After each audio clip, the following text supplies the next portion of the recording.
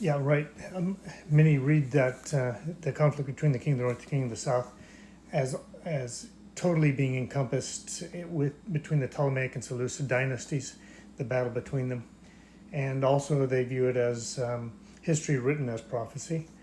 Um, I mentioned somewhere else that I think that Daniel was probably written in somewhere, at least those portions of it, certain portions of it between 164 through 167 BCE, and yet may still be inspired.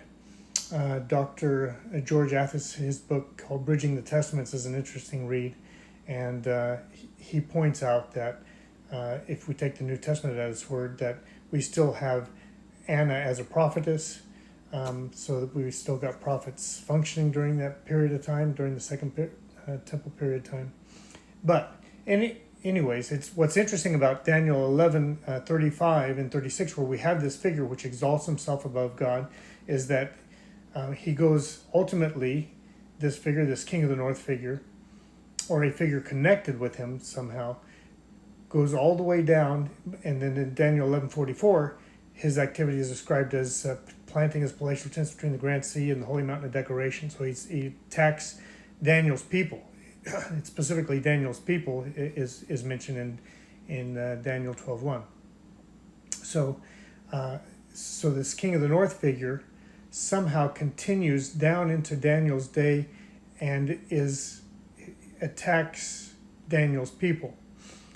Significantly, we have a similar figure described, this little horn, in Daniel 8:25 and Daniel 7:25. And Jesus, when he's giving his great prophecy in Matthew 24, he's picking up on Daniel 7:13 in the Old Greek, where the Son of Man comes as the Ancient of Days and his attendants are with him.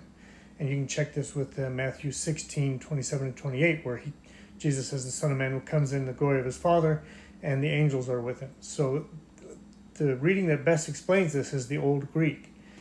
And he's conflating that, he's combining, because Daniel 7:13, the Son of Man figure comes in judgment.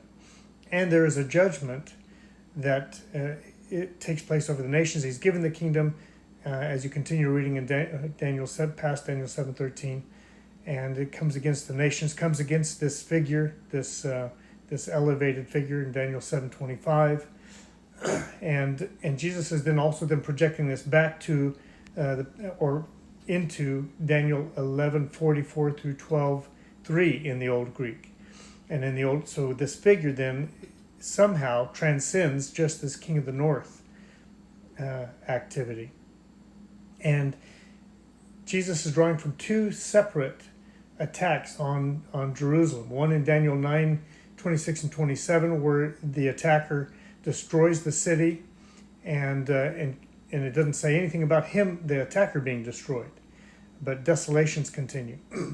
Whereas in Daniel 11:44 through 12:1, the King of the North figure is destroyed without hand. So it looks like supernatural means.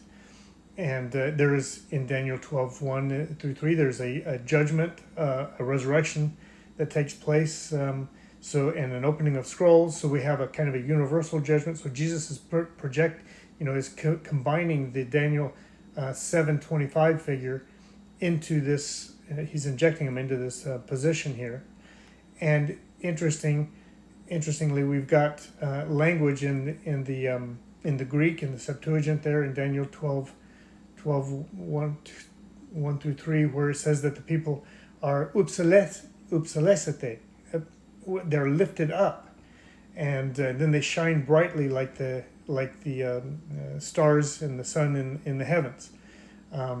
So this is a kind of a rapture idea, and that seems to be where the rapture idea is coming from. So Jesus is using more than just Daniel 11 in his in this figure that raises himself up above every god. He's also seems to be drawing from Daniel 7:25.